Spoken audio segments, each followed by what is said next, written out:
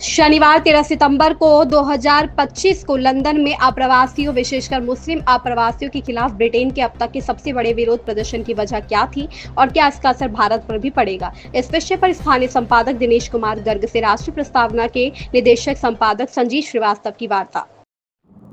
नमस्कार, आप देख रहे हैं राष्ट्रीय प्रस्तावना और आज हमारे साथ स्टूडियो में मौजूद है राष्ट्रीय प्रस्तावना मीडिया समूह आरपी न्यूज के स्थानीय संपादक दिनेश गर्ग जी। आइए जानते हैं, शनिवार को 13 सितंबर को जो लंदन में 5 लाख से अधिक अंग्रेजों के द्वारा जो विरोध प्रदर्शन किया गया, उन लोगों के लिए जो लोग वहां देश में आके बस रहे हैं और वहां से वहां की जनसंख्या परिवर्तित हो रही है। ऐसा माना जाता है कि वो जो लोग वहां रह रहे हैं अंग्रेज उनको अपने ही भाई की तरीके से ट्रीट करते थे, लेकिन अचानक ये इस तरीके से विरोध प्रदर्शन और ये धरना प्रदर्शन हो रहा है यूरोप में। इसका क्या पूरा मुद्दा है, इसके बारे में चर्चा करते हैं हमारे स्थानीय संपादक गर्ग साहब। आइए जानते हैं इसके बारे में विस्तृत। गर्ग साहब नमस्कार। मैं इसके बारे में थोड़ी बहुत मैंने शोध किया, मैं बताता हूँ। संजीव जी, ऐसा है कि यूरोप खास करके ब्रिटेन एक आधुनिकता का प्रतीक है, खास करके हम वो एशियाई देशों में, और वास्तव में वहाँ के वैल्यूज, वहाँ के मूल्य एक दूसरे तरीके के हैं। बहुत समृद्ध सोसाइटी है, क्योंकि कॉलोनियल पावर से चारों तरफ से धन का प्रवाह था, तो वो हमारे जैसे देशों में एशिया में जिस तरह से दरिद्र देश है उनके सामने बहुत संपन्न देश है। वहाँ पे रोजगार के अवसर बहुत अच्छे हैं, वहाँ की सिविल सोसाइटी में सरकारी सुविधाएं बहुत हैं। जैसे आप बेरोजगार हैं, वहाँ जाते हैं तो आपको वहाँ पे रहने की व्यवस्था, आपको वहाँ पे कुछ बेरोजगारी भत्ता इतना मिल जाएगा कि एक नौकरी करके आप उतना अच्छा नहीं रह सकते। तो पिछले 10-15 सालों में वहाँ पर बहुत बड़ी संख्या में लोगों का आप्रवासन शुरू हुआ, इमिग्रेशन शुरू हुआ, लोग गए वहाँ बसने लग गए। पहले तो अंग्रेजों ने ये समझा, यूरोपियंस ने समझा कि बाहर से लोग आ रहे हैं, हमारे यहाँ छोटे मोटे काम करेंगे, झाड़ू लगाएंगे, सड़क साफ करेंगे, टैक्सी चलाएंगे, बिजली का काम करेंगे, इत्यादि का इन कामों के लिए ला रहे, इनको लगाओ, इनको आने दो। अब बड़ा स्वागत किया, यहाँ तक स्वागत किया कि जर्मनी में कुछ महिलाओं ने नंगे हुए कहा कि फक मी, आओ मेरे साथ भोग करो। तो यहाँ तक स्वागत हुआ। मतलब इतना पागलपन था, और ये पागलपन क्रिएट किया गया वहाँ के लेफ्टिस्ट विंग में। ये आप देखिए, अगर ध्यान से देखिए तो लेफ्ट और मुस्लिम्स का एक कुछ गठजोड़ जो है, मुस्लिम्स के प्रति कहीं भी कोई बात होगी तो लेफ्ट उसको दूसरी तरीके से प्रस्तुत करेगा और ऐसा कहेगा कि इस्लामोफोबिया हो रहा है। वो मुस्लिम की हर कर्म और कुकर्म का संरक्षण करता है। और इसी तरह इस्लाम वाले भी लेफ्ट अपने देशों में लेफ्ट से प्रतिबंध लगाए, लेकिन बाहरी वो लेफ्ट वालों के साथ जो उनके हर प्रदर्शन में, उनके हर कार्यक्रम में जुट जाते हैं, उनको भीड़ मुहैया कराते हैं। तो पिछले 10-15 सालों में लंदन में, खासकर लंदन सिटी में, आसपास 4-5 और उसके छोटे मोटे शहर हैं, वहां पर डेमोग्राफिक चेंज हो गया। आज की तारीख में करीब 46 लाख मुस्लिम, अकेले मुस्लिम इन लंदन और उसके आसपास के शहरों में हो गए हैं। इतने कुछ भारतीय भी 24-25 लाख रुपए भारत से लोग 24-25 लाख लोग भारत से पहुंच गए, और देशों से पहुंचे, अफ्रीका से मुसलमान पहुंचे, सीरिया से पहुंचे, जॉर्डन से पहुंचे, जहां से उजड़े, जहां पे वार हुआ कुछ हुआ तो मुसलमान वहीं भाग के जाते हैं, और वहां पे उनको कम से कम जीवन निर्वाह के लिए भत्ता तो मिल ही जाता है, मकान मिल जाता है, बिजली मिल जाती है, फ्री एजुकेशन मिल जाता है, अस्पताल मिल जाता है। ये और चाहिए क्या एक शरणार्थी को। तो इसकी वजह से वहाँ के डेमोग्राफी चेंज हुई, डेमोग्राफी चेंज होने से वोटर पावर चेंज हुआ, और परिणाम ये हुआ कि लंदन सहित 4-5 शहरों में मेयर जो हैं इस्लामी हो गए।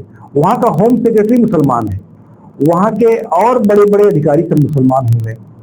तो उसका फायदा मुसलमानों ने ये लिया कि ग्रूमिंग गैंग बनी। मुसलमानों में चूंकि खुली सोसाइटी देखी नहीं, और जब वहाँ गए तो लड़कियां अधनंगी दिखती है। वहाँ पे हम लोगों को अधनंगी, हमारे यहाँ जो जिसको अधनंगा कहते हैं, वहाँ पे एक सामान्य सी बात है। वो पैंटी पहने हैं, हल्का शर्ट पहने हैं और बाजार में घूम रही हैं, खुले बालों की हैं। और जो बुर्का वाला समाज है जब वो वहां जाता है तो उसको देख करके वहां उत्तेजना होती है। तो ग्रूमिंग गैंग बने और लड़कियों के साथ रेप, उनका अपहरण, उनका वीडियो बना के फिर उनको वेश्यावृत्ति में धकेल देना, उनके साथ जबरदस्ती करना, सब बड़ी शिकायत है। लेकिन जो प्रशासन था वो मुस्लिम ब्यूरोक्रेट से, मुस्लिम अधिकारियों से, मुस्लिम नेताओं से इतना प्रभावित था कि उसने इन सब पे ध्यान नहीं दिया और कहा ये सामान्य सी बात है, कोई बात है, इनको मतलब नजरअंदाज करता रहा। वहाँ का जो मीडिया है वो भी लेफ्ट डोमिनेटेड मीडिया, जैसे हमारे यहाँ का है कि हमारे यहाँ जब कभी कोई सांप्रदायिक बात होती है, जैसे कोई मुसलमान कभी परेशान हो गया तो उसको एक बहुत हाइप होता है, सुप्रीम कोर्ट तक स्वतः संज्ञान ले लेती है। और हिंदू बहन बेटी और किसी गरीब के साथ कुछ होता है मुसलमानों के द्वारा, तो उसका कोई संज्ञान न तो नेता लेता है, न समाज लेता है, न मीडिया लेता है। तो यही चीज वहां ब्रिटेन में होने लगी। इन सब बातों से और जो दूसरा उनका एक वैल्यू है अभिव्यक्ति की स्वतंत्रता। मुसलमान खुद तो अभिव्यक्ति की स्वतंत्रता की मांग करते हैं, लेकिन अभिव्यक्ति की स्वतंत्रता में दूसरी धर्म के लोग जब इस्लाम के बारे में या उनके समाज के बारे में कुछ बोलते हैं तो मुसलमान आक्रामक हो जाते हैं, उनको देते नहीं। तो ये सब असंगतियां जो हैं ब्रिटेन के लोगों को, अंग्रेजों को चाह दिया। आप देखिए कि ब्रिटेन में पिछले शनिवार को 13 तारीख को बहुत विशाल प्रदर्शन हुआ, अब तक के इतिहास का सबसे विशाल प्रदर्शन था, स्वतः था। एक ऐसा नेता जिसको ब्रिटिश मीडिया और विश्व की सारी जो लेफ्टिस्ट मीडिया है वो फार राइट कहती। फार राइट माने दक्षिणपंथी, एक तरह से वहां की गाली है। एक बैलेंस संतुलित समाज में कोई फार राइट है, फार लेफ्ट है, तो वो एक तरह से उनके लिए अपमानजनक बात है। आपको बैलेंस, जीवन में संतुलन चाहिए, दृष्टिकोण में संतुलन चाहिए। लेकिन जब आप कहेंगे कि नहीं साहब वो फार राइट है, फार लेफ्ट है, इसके माने हमारे जीवन में आने लायक वो नहीं है। वो नेता है टॉमी रॉबिन्सन, जिनका असली नाम है स्टीफन याक्ली लेनन, उनका उपनाम है टॉमी रॉबिन्सन, प्रसिद्ध नाम यही है। उनके कॉल पे हजारों मुसलमान, लाखों मुसलमान आ गए और उसमें अमेरिका का एक बड़ा उद्योगपति वो भी जुड़ गया, उसमें वीडियो कॉन्फ्रेंस से जुड़ गया और उसने वीडियो कॉन्फ्रेंस से कहा कि ये तो मर जाओ और ये तो कर जाओ का समय है। जो गांधी जी ने कभी कहा था करो या मरो का जो नारा दिया था, लगभग वही नारा उसने भी दिया और उसकी वजह से एक बहुत विशाल प्रदर्शन हुआ।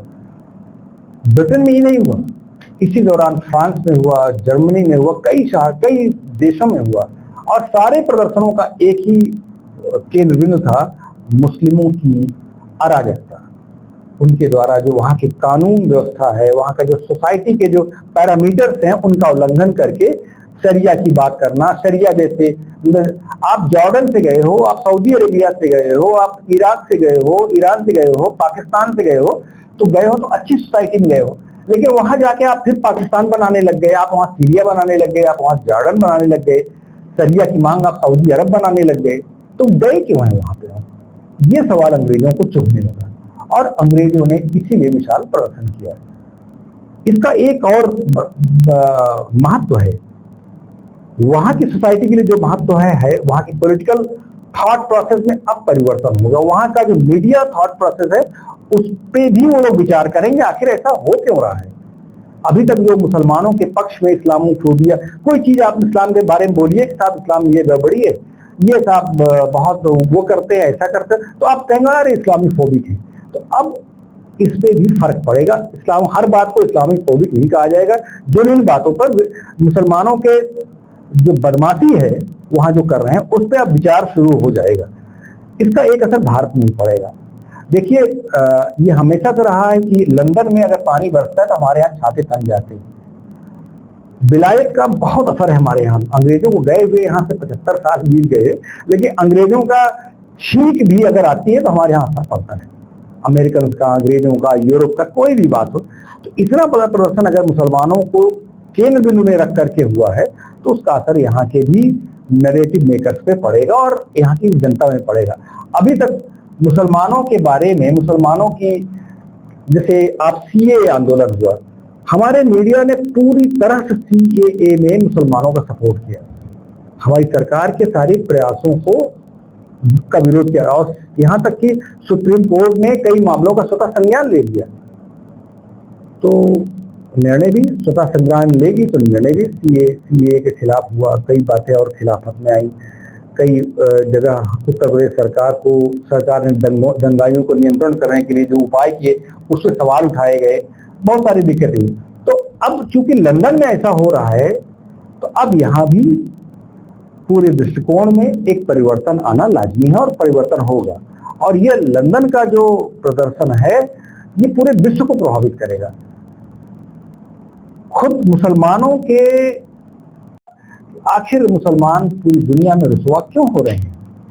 क्यों मुसलमानों पे सवाल, क्यों कुरान पे सवाल उठने लगा, क्यों काफिर पे सवाल होने लगा, क्यों सरपंच से जुदा होने का सवाल हो?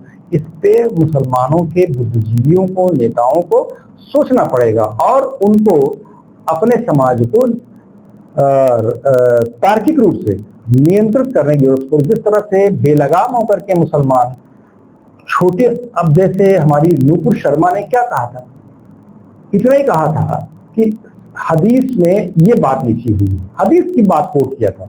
हमारे सुप्रीम, वो जो एक फैक्ट चेकर था, जिहादी फैक्ट चेकर था, उसने बात को तोड़ मरोड़ करके बाहर पूरी दुनिया में रखा और पूरी दुनिया में नूपुर शर्मा के खिलाफ एक माहौल बन गया। कतर ने तो डिप्लोमेटिक लेवल पे इसको उठा लिया और हमारी सुप्रीम कोर्ट ने उसको, नूपुर शर्मा को एक तरह से बैन कर दिया, तथ्यात्मक बात कहते हुए भी, कहने पर भी उसको बैन किया।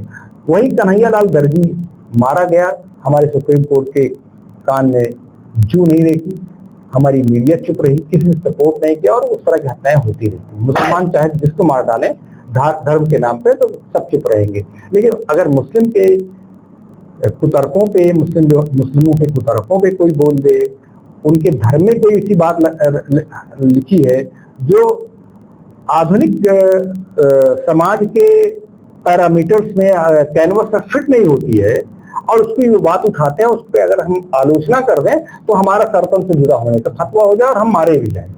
इस तरह की, इस पे भी अब विचार करना चाहिए, करना ही पड़ेगा। नमस्कार। आज की चर्चा में बस इतना ही। आप देखते रहिए राष्ट्रीय प्रस्तावना। नमस्कार।